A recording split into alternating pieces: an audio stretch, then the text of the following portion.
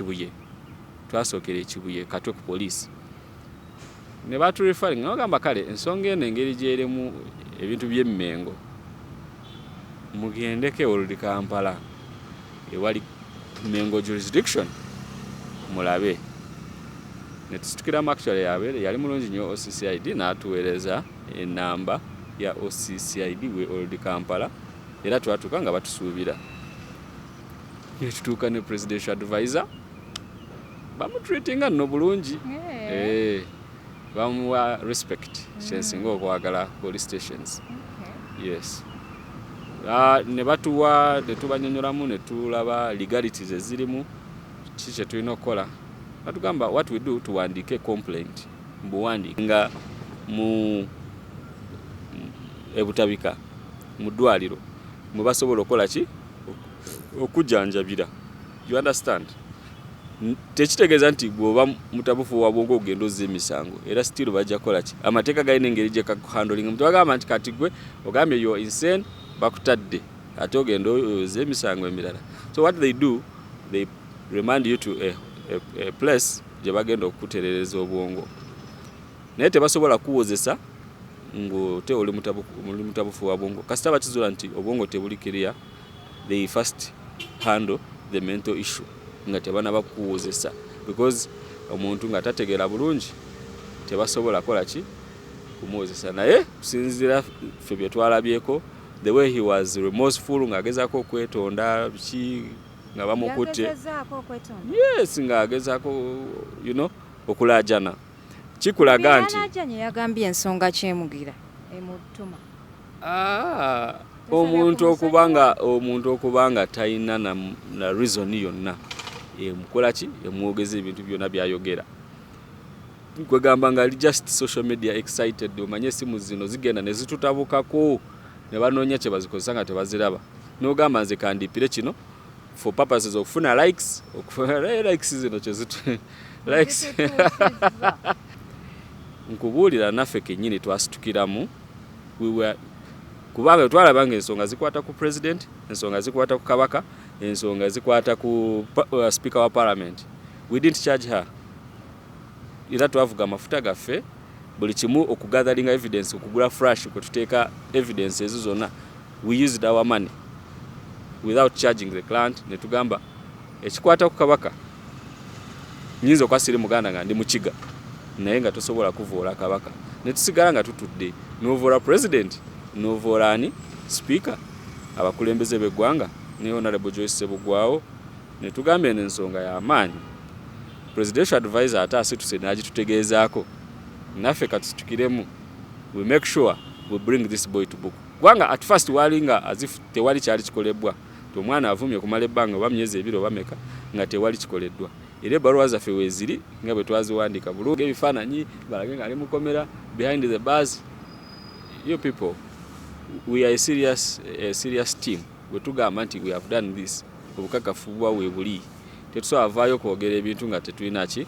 Then twajoininga hands because statement statement ya full figure kweri kuki ku file as a complainant ne Buganda naye nekola ki neteekako statement yaabwe complaint. So we are handling this jointly era we shall prosecute this case back to the last minute because our client is a complainant, is a victim. More so, is also a Muganda, is also a presidential advisor. We shall not expect to see the president running to police to write a statement because our president kirungi nnyo nti agoberera ki amateeka ti asobola okuba n'obuyinza obugamba toyo mumukwate naye ayita mu process. You understand? We are not going to see the president mumukwate mumusibe tewali fayiro tewali ki. No, we follow the process. We follow the process. So if the presidential advisor comes up and handles the ghetto issues as her docket is n'alabayo omwana mu ghetto ate ali mu kuvoola ekitiibwa kya president avaayo na tutandike oyagala wetutandikira Abalungi abali ku HK Media yenze Hadija Kigozi nga bulijjo mbeera ne kanso wange ono kanso Precious Nahabwe okuva mu Elgon Advocates. Ebintu bino tubibasomesa lwa nsonga twagala mu bitegeere. Mulekerawo commentinga nga mugamba Hadija otusibyeko emboozi, otusibyeko kino, otusibyeko kiri. Banaye mu bitegeere eno program eriwo okubeera nti tugibaagazisa so si kugihatinga na kutuhatinga. Twagala mugifunemu naffe tugifunemu. Njagala okubebaza bannange nti mwebale kutulaba, mwebale kutwagala, mwebale kusubscribing. Olunaku lwa Friday mugende musaala abasiraamu bw'oba olina obusobozi genda osaale ononye ku Mukama. Kintu kikulu nnyo. Mutulaba wano nga tukutte obuzindaalo naye ffe tunoonya Mukama enkya n'eggulu. Njagala okubajjukiza nti aba Platinum Wellness Spa bakugamba nti spa yabwe nnungi nnyo. Gendayo relaxing, bakole ku massage, okole ku facial, face y'eddengulu, ogendeko mu sauna ne steam.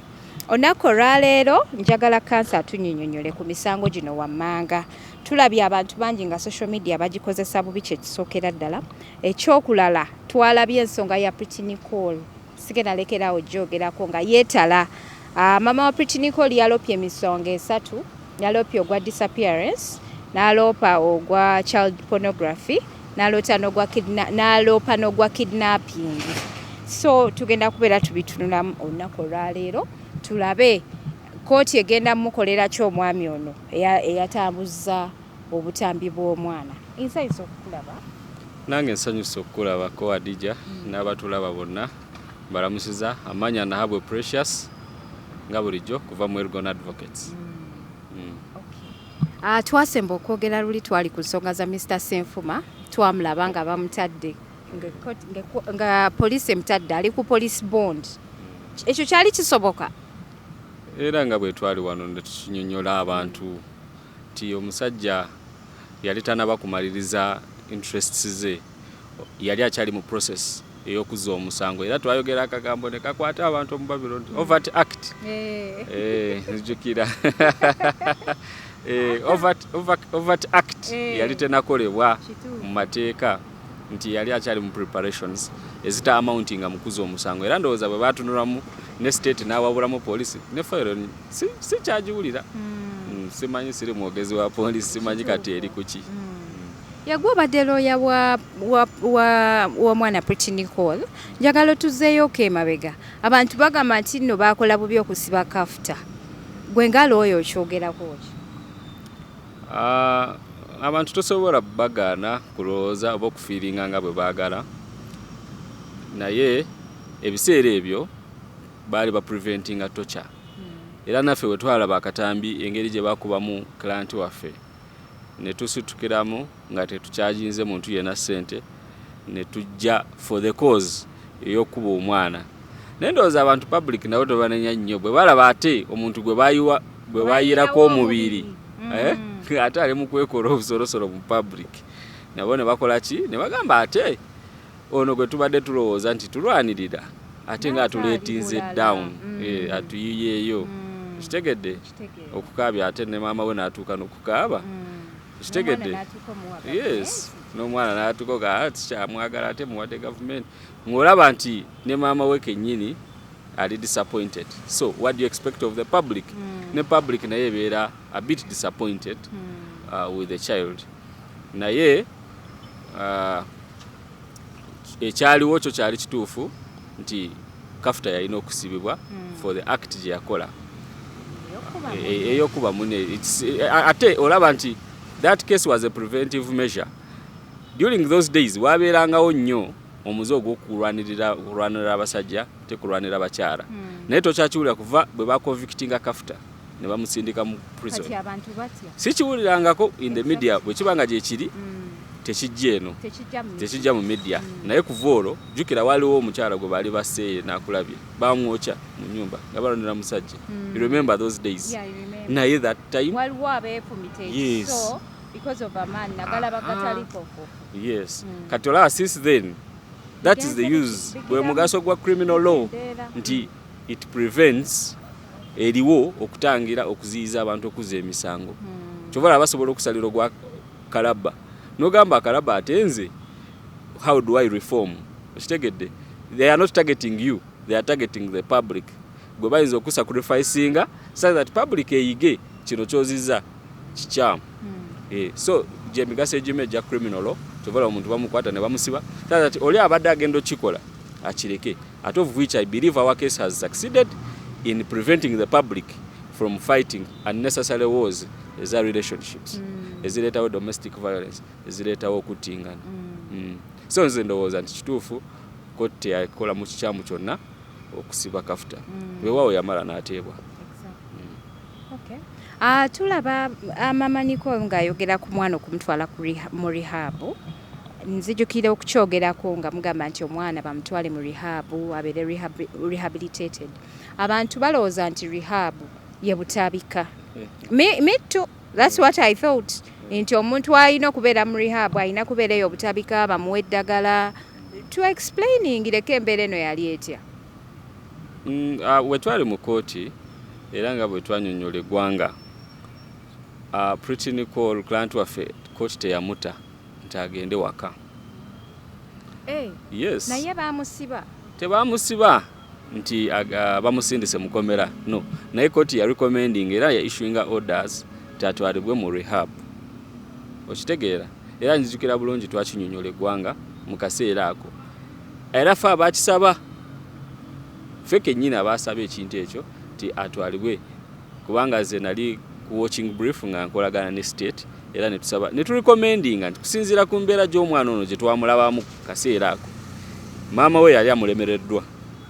Okitegedde? Mwakiraba? Yes, kubanga twatuuka ku kooti zaali sawa 3 omwana yatuuka ku 6 ate nga maama we twasula nga tumugambye ti omwana yeetaagibwa wa ku kooti ku lunaku lwa kooti. Kati omwana ye yajja ne maama we oba yajja yekka? Omwana yajja leeti sawa nga 6 nga ne maama we yatuuse dda. Yes, nga ne maama we akulaga nti tali in charge tamanyi na mwana gye yakoze eki gye yasuze. So as responsible people ne tugamba no, kusinziira life ono omwana gy'abadde abeeramu kutuuka okulwanira abasajja obutambi mwabulabanga ng'asiiba ku mahoteli ng'ali bukunya ng'azina amazina ku beach wa ku swimming pool mwabiraba. Ne tugamba no, n'ekyolunaku lwaleero ekya kooti omwana ono atuuse almost 3 hours late. Okitegedde? Nga ne maama we yali agezako okuba amasimu eno neyo okulaba nti omwana atuuka naye nga tamanyi kituufu omwana waali. Then dress code gye yagirako ku kooti? Yes, ku kooti yo dress code ye yennyini yasooka nekola ki netiisaamu kuba yajja ayambadde onaalaba ku videos ez'emabega yajja ayambala as if it was a party dress. Okitegedde? Yes, then enviiri, yes, then enviiri engeri gye yali azitintinzeemu omwana omuto ku myaka egyo gye yali alina by then. Twalaba nti ono omwana alina okugibwa mu public at least abeere rehabilitated, si kumusiba naye afune ba counselors basobole okwogera naye bamuggyeko smartphone because smartphone zino ziina level omuntu entegeera gy'alina okuba atuuseeko okusobola ogihandolinga. Notatuuka okusindika ekifaananyi kyo ky'obwereere nga mulimu ne face yo. You understand? Kikulaga nti omutwe gw'omuntu guyina obunafu nti ate tetusobola munenya kubanga emyaka gye era actinga myaka gye because tanabafuna busobozi obumanaginga smartphone. Olaba naffe abantu bakulu smartphone ekutabukako ne bagamba nti another smartphone in what? In wrong hands.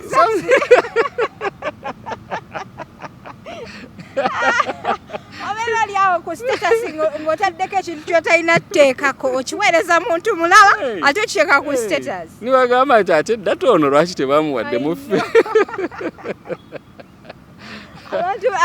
Ate kyogedde abantu abakulu smartphone ye balemerera osanga omuntu omukulu ng'ali ku TikTok ate avuma bakulu banne. Awo smartphone aba temulemye. Smartphone ekutabukako ate nga mu mateeka tugiconsideringa nga computer. Buli bw'ogikozesa obubi oba it's a computer misuse offense. So nze ndowooza twali tukoze ogwaffe naye we were disappointed at the later stage. Maama we yagenda oba omwana oba yatolokayo mu rehab. Maama we alina byanyonnyola nti omwana yatolokayo mu rehab yali n'addukayo ne bamufunira essomero. Ne tugamba kale engeri gy'afunyemu essomero because we wanted to act again bamuzeeyo. naye twagala no engeri gyafunyemu essomero maybe ajja kutereera nawulirako ne Dr. Kurthum ng'agamba nti yali ayagala amutwale nawe bamu rehabilitating naye kenyini ng'omuntu yategeera nti embeera ono omwana gy'alimu yeetaaga kumubudaabuda. You withdraw the smartphone omutwala abantu basooke bamubulirire aweze 18 years maybe tomanya nti ayinza okukula mu bwongo. Olaba amasomero gano gakola kinene nnyo okutumodolinga ozo oluusi wandifunye freedom eno ng'eya ku campus kyetubeera nayo ku campus ng'oli mu primary tewandisomye okitegedde oyinza obutamalaako omwana kyova olaba kati bw'abeera mu P7 ate n'abeera ne freedom y'omuntu ali ku university you will get a challenge kubanga abatanafuna bwongo obusobola okumanaginga okwegulirawo olugi neyegalira. You understand? Tomanya gyagenda okusula bw'afuna freedom eyo abeera excited nnyo byakola biyiza okuba bingi nnyo.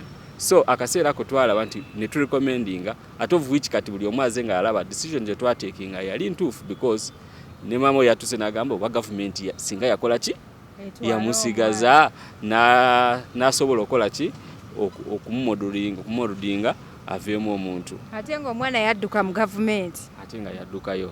So nze ndaba eddagala twalinoga ne tuli subscribinga ne tuliwa omuntu bulungi nga bwe twalina okola omulimu ogwaffe twagukola.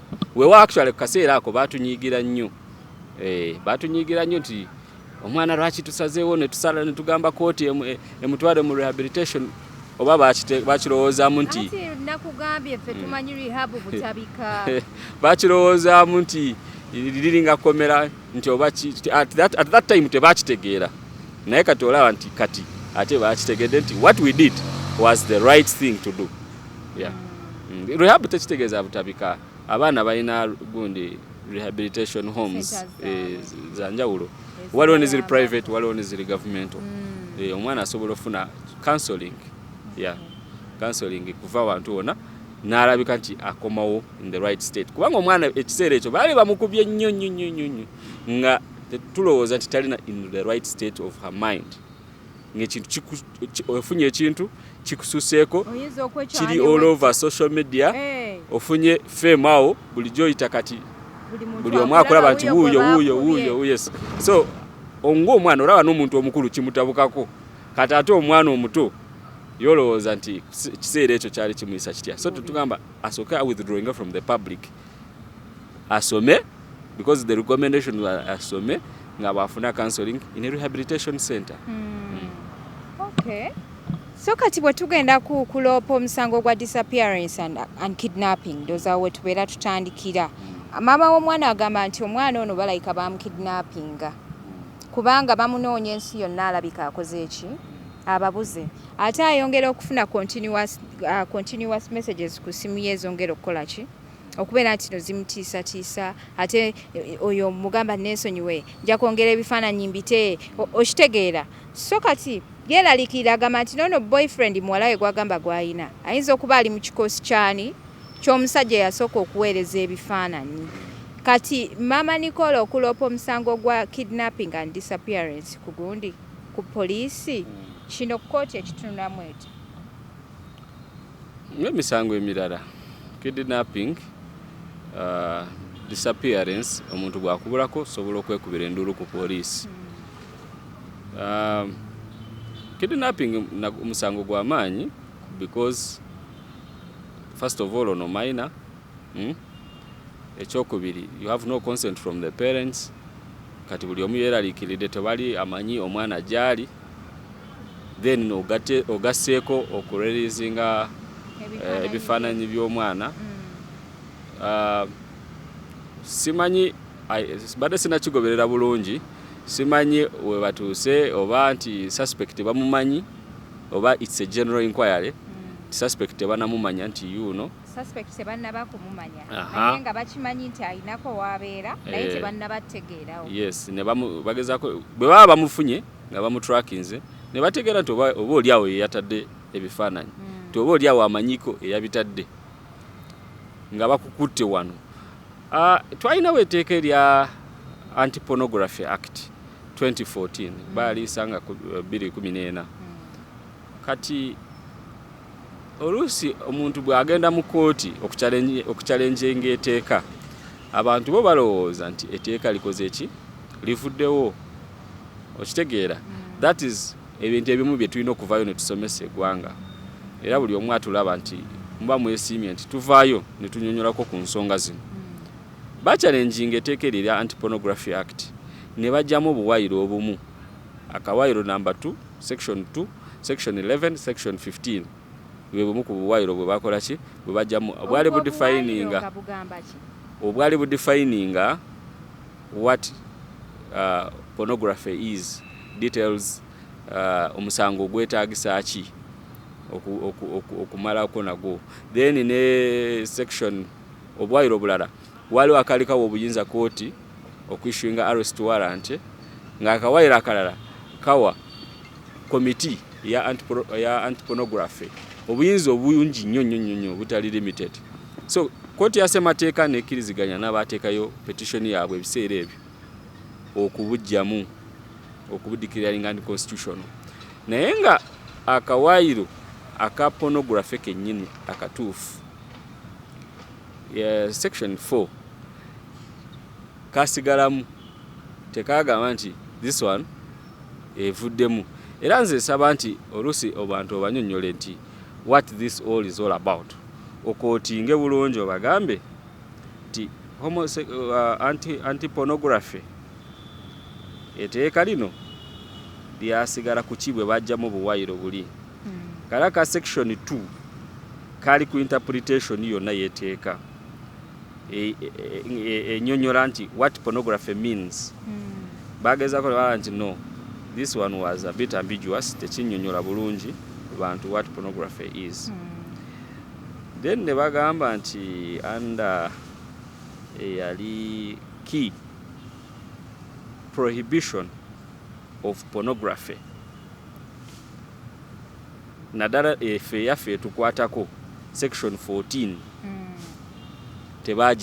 teyavaamu mu pornography act child pornography a person who produces participates in the production of traffics in publishes abasinga bazza guno kana akawayira ka publishes ostegede yes publish what publish means kwe kuteeka ku mutimbagano omuntu yenna ng'abiteeseeyo wadde sigwa recordings wadde gwobifunye bufunyi mu simu yo n'obipublishinga oba ovunaana emyaka 15 ng'oli mukomera yes ng'oli mukomera 15 years oba fine ya milioni 14 kyetuyita ababisindika ku WhatsApp yes, nabo babeera babipublish just forwarding n'okafuna ku line yo n'okaweereza you are committing child pornography contrary to section 14 of the Anti-Pornography Act nti kasita omwana abeera biro 18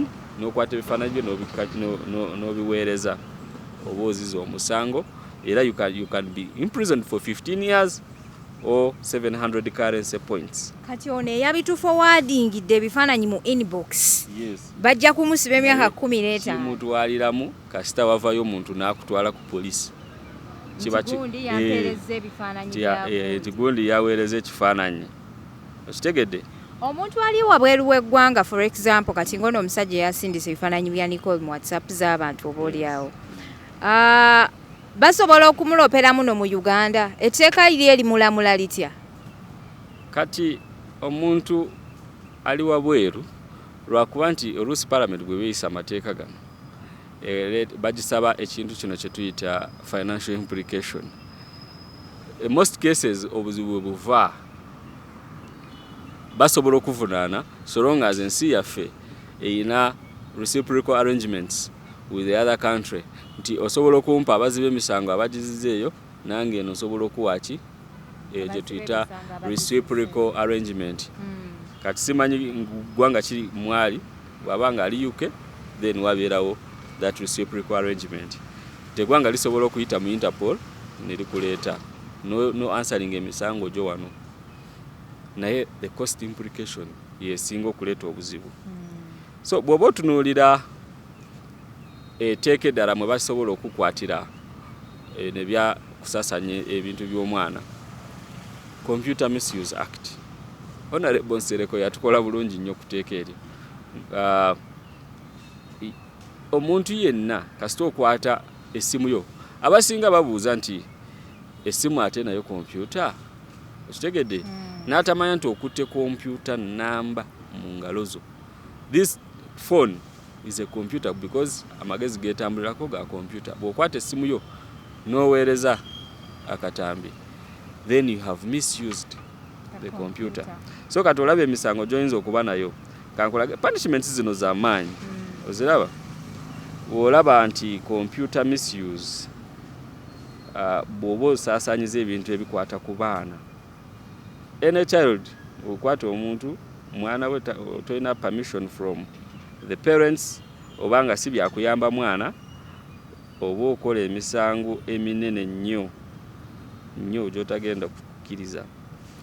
So bwe bali baamendinga section 23 ya Computer Misuse Act, Honorable Nsereko ya issuinga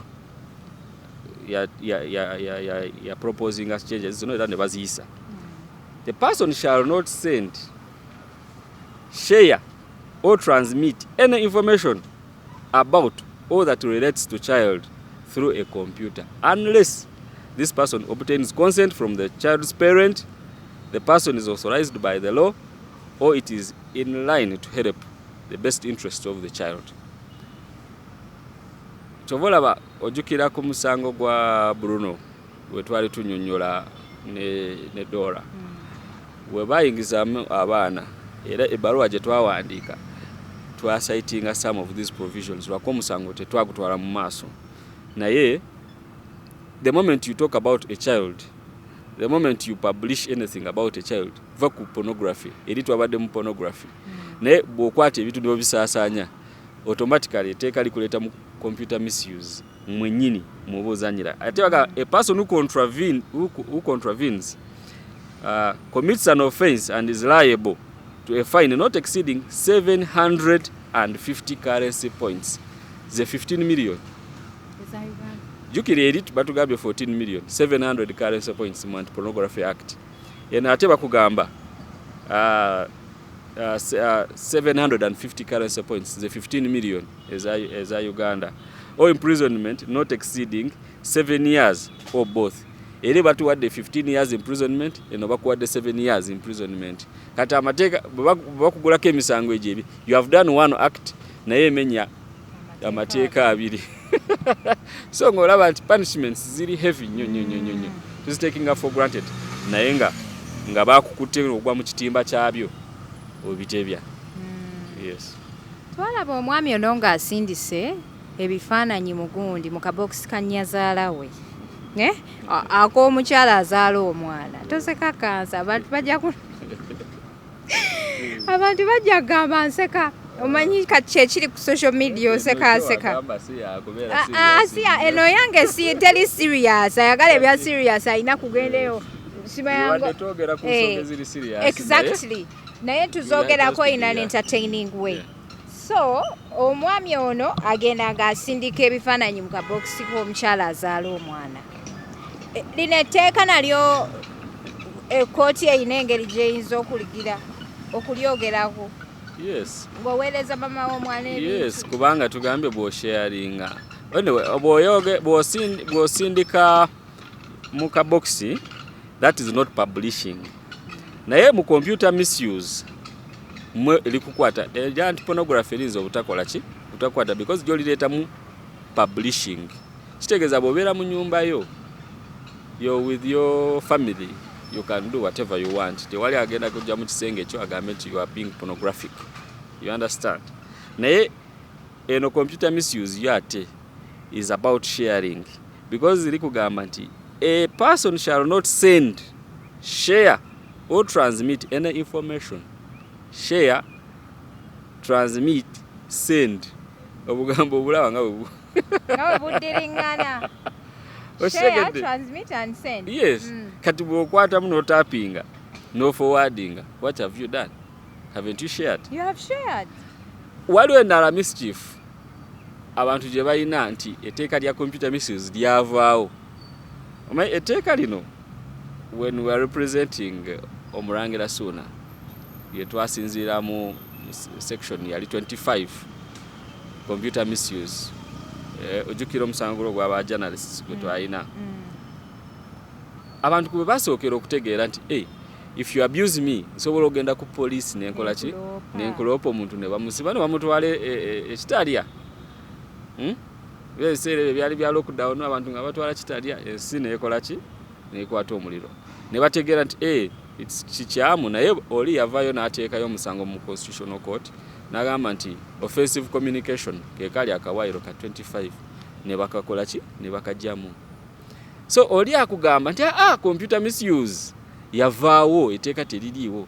No, bwe bajjamu obuwaayiro obumu waliwo kye tuyita amending, repealing, okitegedde, annulling the law. Amending basobola okujjamu obumu ne babukyusa ne lisigalawo. Repealing kwe kulijjawo completely. Naye bw'ogenda mu kooti ne bagamba nti tujjeemu kano, this one has been rendered unconstitutional, this particular provision has been rendered unconstitutional, kitegeeza nti ekyo kyokka kye bajjeemu, ebirala bisigaddewo.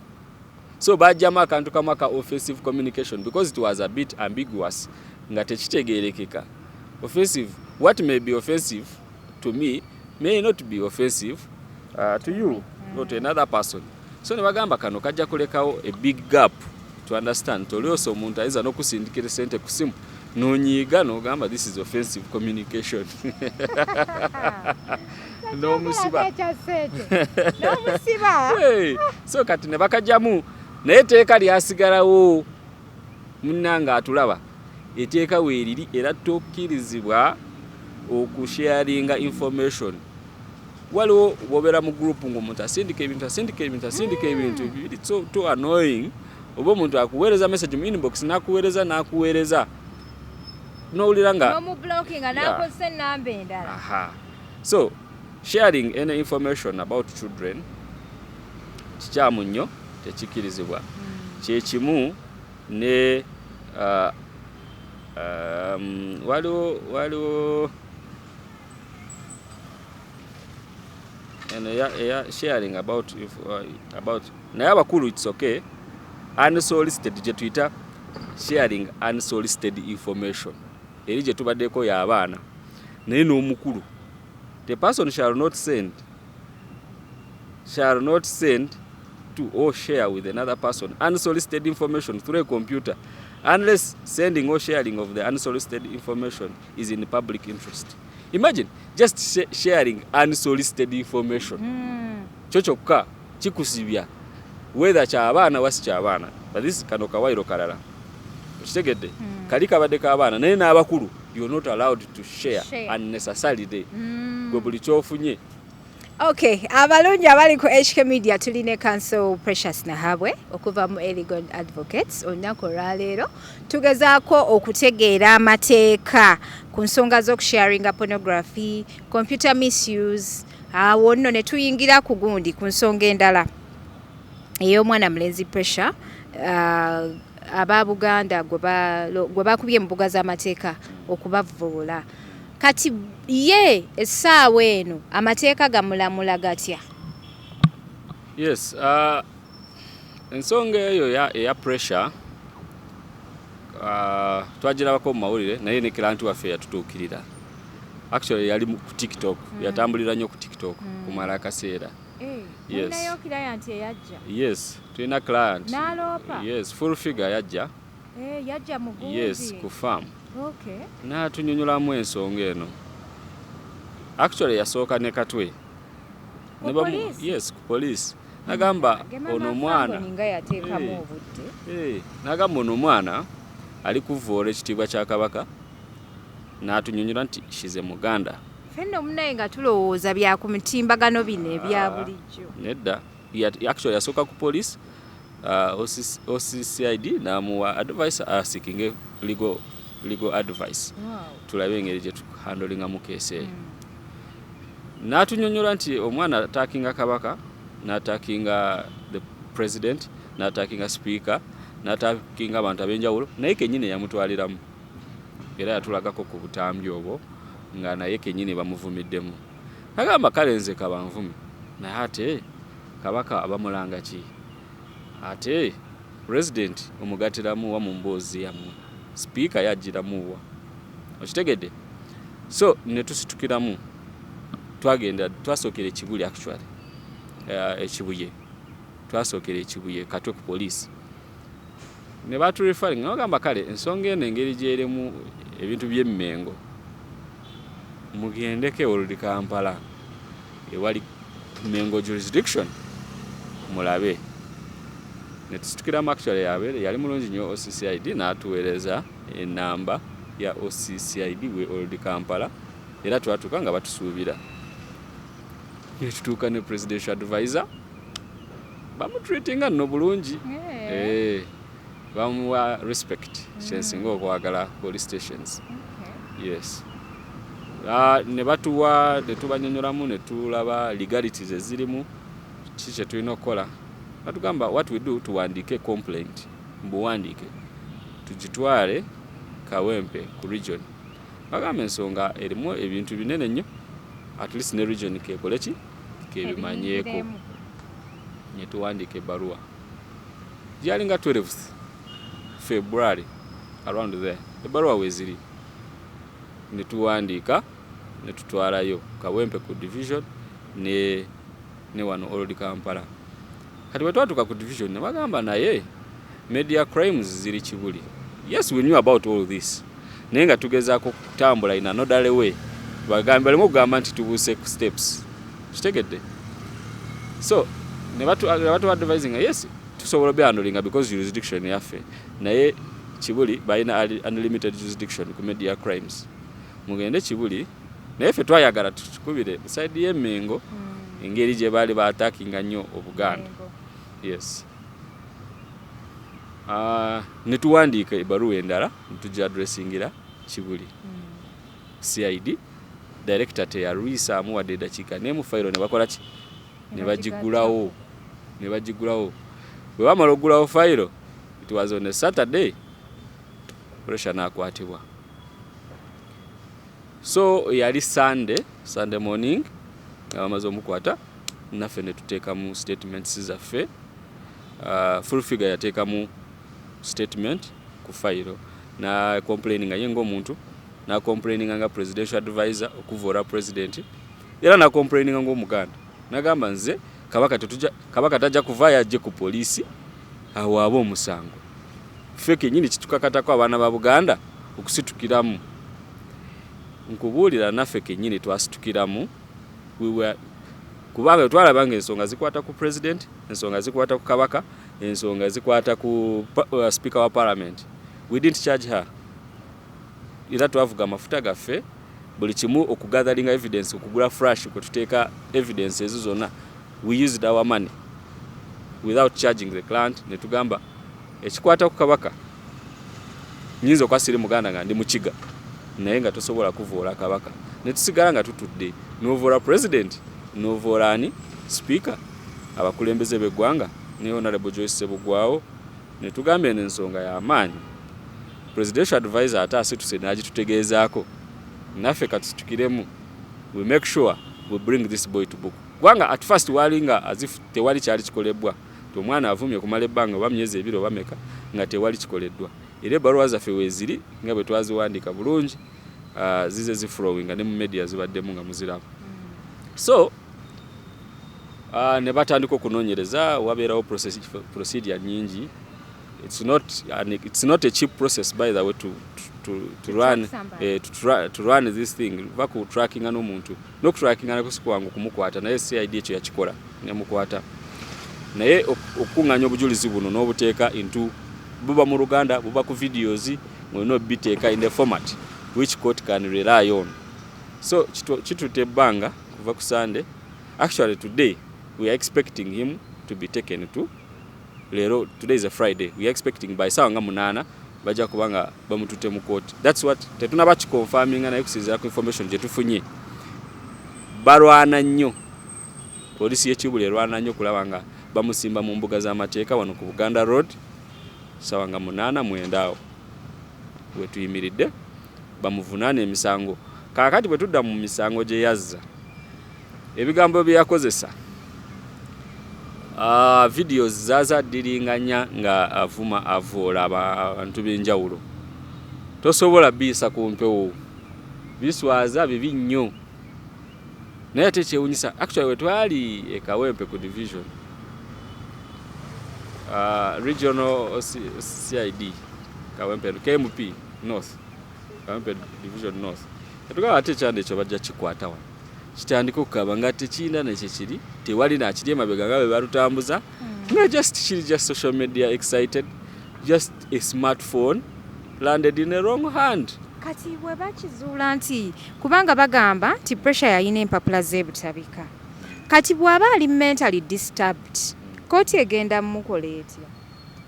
Waliwo procedures ze bayisaamu ng'omuntu bw'aba ali mentally disturbed naye basooka ne bakukebera era kye basookerako bajja kyemanyi sinaba kufollowinga details ku file oba bamukebera ate banamukebera naye kyonna gye kiri bajja kumukebera then bwe bakizuula nti mutabufu wa bwongo era bakuremandinga mu ebutabika mu ddwaliro mwe basobola okukola ki okujjanjabira.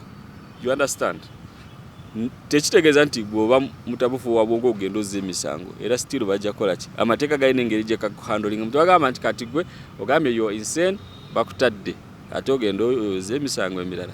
So what they do, they remind you to a place gye bagenda okukutereereza obwongo naye tebasobola kuwozesa ng'ote oli mutabufu wa bwongo kasita bakizuula nti obwongo tebuli clear, they first handle the mental issue nga tebanaba kuwozesa because omuntu nga tategeera bulungi tebasobola kola ki kumuwozesa. Naye kusinziira ffe bye twalabyeko the way he was remorseful ng'agezaako okwetonda biki nga bamukutte yes ng'agezaako you know okulaajana kikulaga nti yagambye ensonga kyemugira emutuma omuntu okubanga talina na reason yonna emukola ki emwogeza ebintu byonna byayogera kwegamba nga ali just social media excited. Omanye esimu zino zigenda ne zitutabukako ne banoonya kye bazikozesa nga tebaziraba n'ogamba nze kandipire kino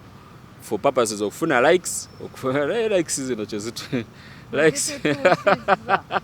likes sharing commenting banange nga twemazeemu nnyo olwa likes commenting oba bawayo kasente oba kasente ke kakikola bwetu sinaba kitegeera. So naye olaba omuntu avuddeyo n'alumba Obuganda vividire n'aleeta windo n'ayiwa kitegeera n'avuma abantu ab'ebitiibwa n'akola ne research yes n'olowooza nti kino kya likes kyokka. So ono omwana bamuvunaana first of all defamation okwonoona amannya g'abantu bonna bateeseemu kubanga byayogera tasobola binnyonnyola eggwanga okubitegeera. Ekyokubiri bamuvunaana under computer misuse. Gulo gwa defamation guli mu Penal Code Act era ebbaluwa gye twawandiika okumugulako emisango amateeka gano twagasayitinga bulungi. Bamugulako misuse of social media ne bamugulako spreading malicious information. Kitegedde ebintu kyetugambe ebyanjwanjwa tobirinako bukakafu yes gusharinga oyogera okakasa. Omwana ono teyagambanga like statements of opinion not facts ng'agamba nti gundi oli bwoti ekigambo gw'okikubako kiyinza okuleeta obuzibu.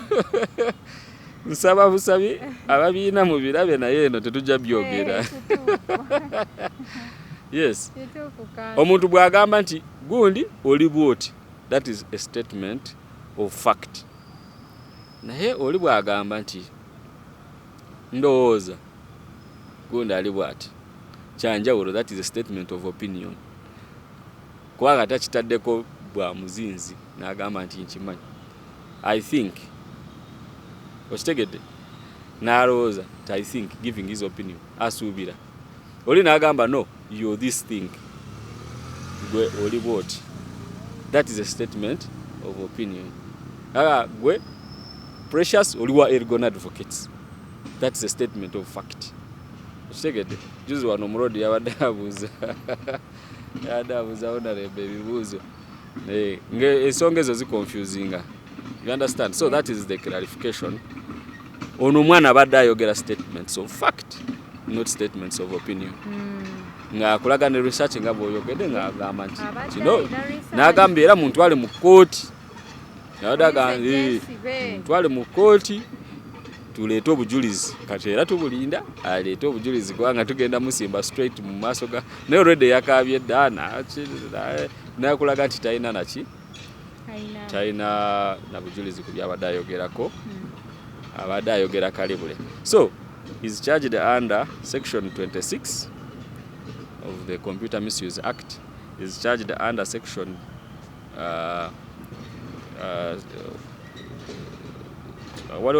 26 in different parts. 26C, 26D. 26C, yeah, malicious information. A person shall not send, share, transmit malicious information about or that relates to another person through a computer. A person who contravenes this, upon conviction, shall be liable to pay 750 currency points. That is 15 million. Each currency point is 20,000 shilling. So you get 750 currency points times 20,000. That makes it 15 million. Then it also says, or imprisonment not exceeding 17 years, or what? Both.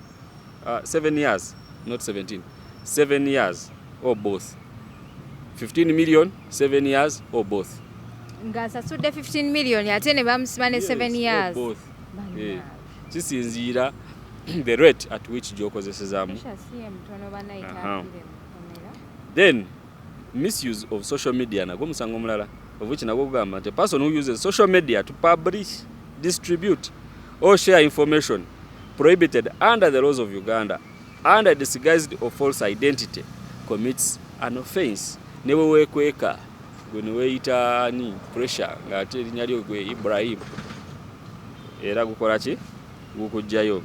So neguleeta bulungi kubako ka AKA, yes, also known as information bagireeta abakwata essimu evidence bagijjayo bulungi ne bakwata essimu yo ne balaba accounts zo, all those details bajaziwaayo mu court. Then waliwo abantu abatamanyi nti etteeka lino lyagenda maaso ku defining what social media is. According to the Computer Misuse Act, section 26D sub over paragraph C, registered using an email, any person, no, for purposes of this section, social media means a set of technologies, sites, and practices which are used to share opinions. That would even include an email, experiences and perspectives, and these include YouTube. This is social media platforms. There's YouTube, there is WhatsApp, there is Facebook, there is Instagram, there is Twitter, there is WeChat, there is TikTok, there is Sina Weibo, there is Chuchu, Telegram, Snapchat, Kushoy, Qzone, Reddit, Quora, Skype, Microsoft Team, LinkedIn. LinkedIn. Nze musibira banga. Sibiwuliranga nako. So, yes. So if you misuse any of these, nebirara, you have misused social media. Kitegedde malicious information. If you use a computer and you spread information which you cannot be, wakutunuza makazindalo tosobola binyonnyola, that is malicious information. So ebyo n'emisango gye girindiridde okulabwa omwami pressure ng'agenda ogyansalinga kasita bamuzuula nti mulamu nti omutwe gutegeera bulungi, agenda kuwere nemba n'emisango egyo era twesunze okulaba nga tugenda mu kooti bwe banaatugamba nti bamututteyo leero nga ku ssaawa 8:09 ku Buganda Road in case bakonfaminga nti bagenda muleeta. Kati all those perspectives ez'abantu ze balina tieteeka balijjeewo kati mutegedde kubanga luli we baali kuba convicting Stella Nyanzi ne ba kuteeka lino ne basazaamu conviction eyaliwo ne bagenda mu constitutional court ne bajjamu obuwayiro bwa offensive communication. Tekitegeeza nti etteeka lyakola ki, etteeka lyavaawo. Etteeka weeriri twegendereze nga tukozesa omukutu guno gwa social media. Labika nti oteekayo ebintu by'omanyi nti osobola okola ki, okunnyonnyola. Tomala sharinga information gye batakusabye, just sharing information. Omuwala akuganye n'ogaana okukkiriza n'osigala ng'omuweereza messages, you understand? Okitegeera ng'omukanyuzira messages oli ku blue tick. Yes. Waliwo omusango nno gujjukira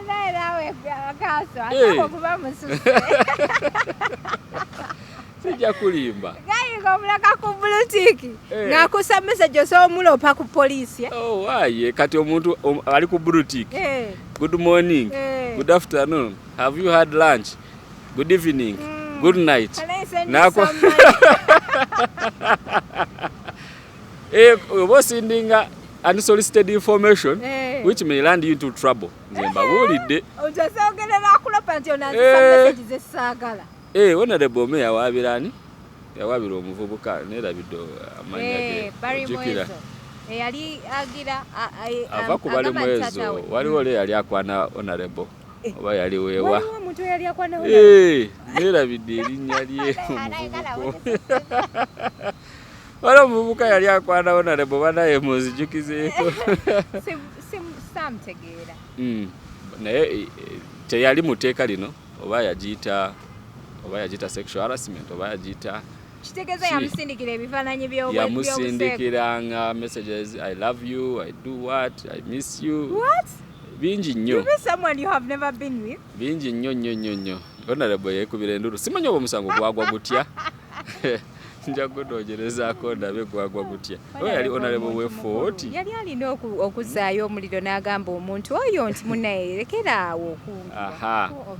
So juzi narabye yali Valentine omwana n'akola ki, omuwala naye ate nga ayegezaako ku proposinga. So kiri both sides. Omuwala naye sindikira omusajja message, omusajja takulinaawo, mwesonyiwe kubanga ojja kulandinga mu trouble ya bwereere.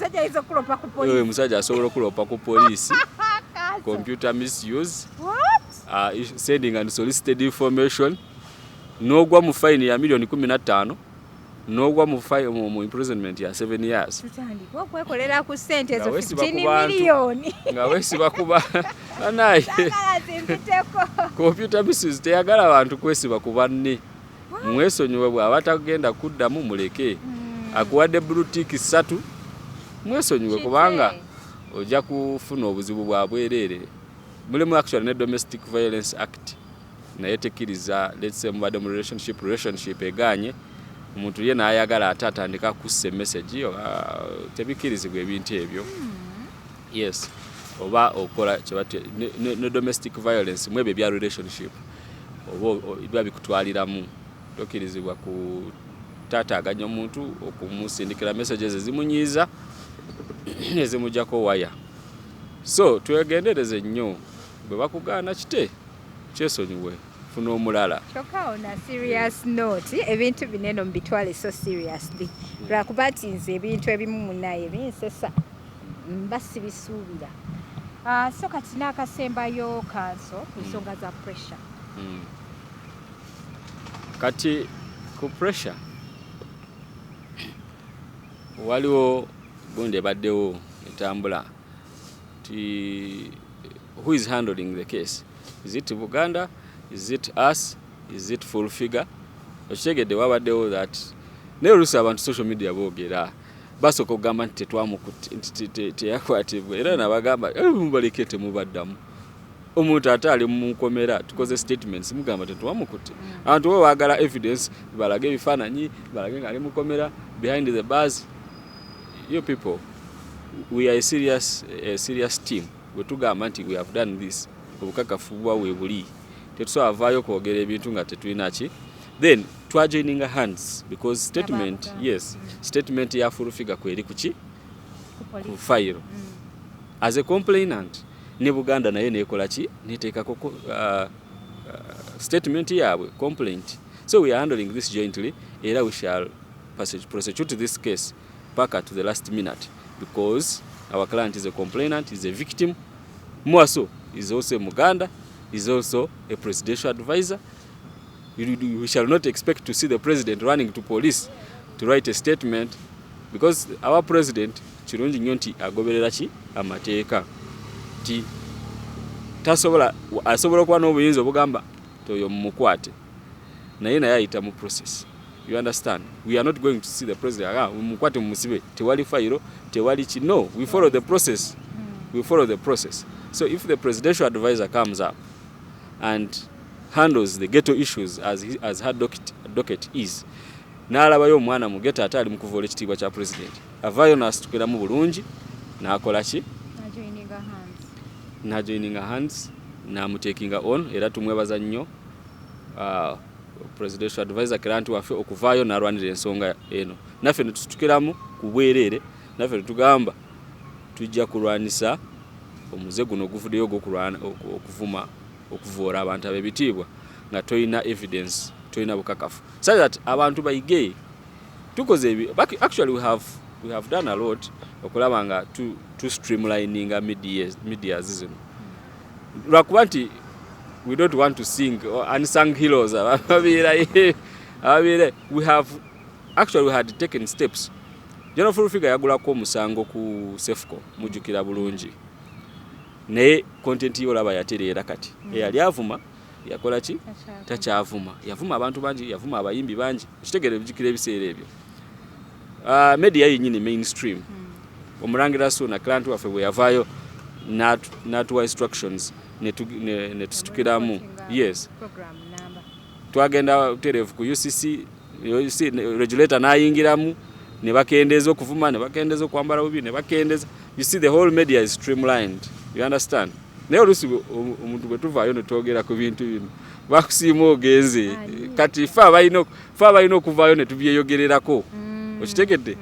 Kubanga bwe twogera tutya ne bwe tunaakola tutya bw'obanga tonaba kuvaawo tewali muntu ajja kujja appreciating ekyokoze. So we are streamlining. Twasookera ku media mainstream programs ne tuzitereeza kati munyumirwa ne tudda ku TikTok tubadde tugitambuzizza nayo kubanga sigwe gusoose.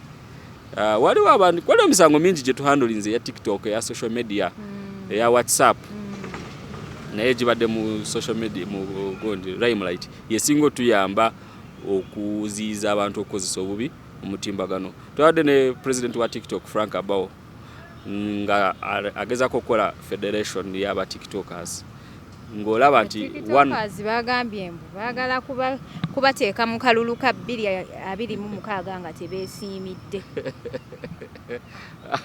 aba federation ate ani abagambye nti kyekimu ku bigenderebwa. Nze naliwo nga balonkinga federation nze kennyini era nze gwe balonda nze navaayo nempa gundi gye tugenda otambulira tugenda teekako sako y'aba TikTokers tugenda ku streamlininga era twa issuing a warning to all the TikTokers tubagamba ffe tujja bakwata wadde tuli bannamateeka abamu bw'ovaayo n'ovoola oba n'ovuma omuntu osobola okukola likes zo ne views zo nga tovumye nga tovodde. Okitegedde? So one of our aims kwe kulaba nga tusomesa abaana bano TikTokers. They are very creative. How to make better content. They are very creative. Tenge bano ghetto kids bano chi obalaba nti omuntu yena ina content amuteekayo. You understand? Nga teyetaaga na mainstream media these days. Agenda wali ku social media nalaga kyasobola okolawo eggwanga ne limutegeera. Most professions nazo zitukiddemu including us lawyers, including engineers, including doctors, bazenga basomesa abantu nga bayita ku mikutu gino kubwerere nga tetwetaaga kugenda ku TV okusasula ssente okusomesa eggwanga ng'okwata social media account yo n'olanga business yo nga bwe mulanga wano ku HK Media kitegedde n'oteekayo business yo abantu ne bagiraba n'ogenda ku TikTok yo just your phone and buying data n'olaga ensi ky'osobola okolawo n'ofuuka star internationally. You understand? No promoting a music omuyimbi baba agamba ng'abayimbi kati tugenda ku social ku TV tusasula kuba ennyimba zaffe tokyetaaga kukola ebyo ogenda straight ku TikTok yo waka bw'aba mulungi. Yes, waka bw'aba mulungi. You understand? We have TikTok artists Aryan Skin bano mani nga jukira yes ojukira ekivulu we bakirangira ku TikTok oshegedde bava ku TikTok. So temujinyoma, that's why we said let's federate tutambulire wamu tulabenga kino ekintu ate nakyo tekituita mu ngalo. If you have something a big opportunity n'ogikozesa obubi eyinza obayita mu ngalo. Ojukira Facebook wano bagikola ki bagiclosinga, but you know how Facebook was helping us. Ng'oteekayo kano oteekayo kali oterekayo content wo o advertising layo. So no negine emikutu bwe tugikozesa obubi tomanya gye tulaga. You can osobola okwogera ku muntu ng'alina powers ezisobola ogiclosinga ate n'ofiirizwa eggwanga lyonna.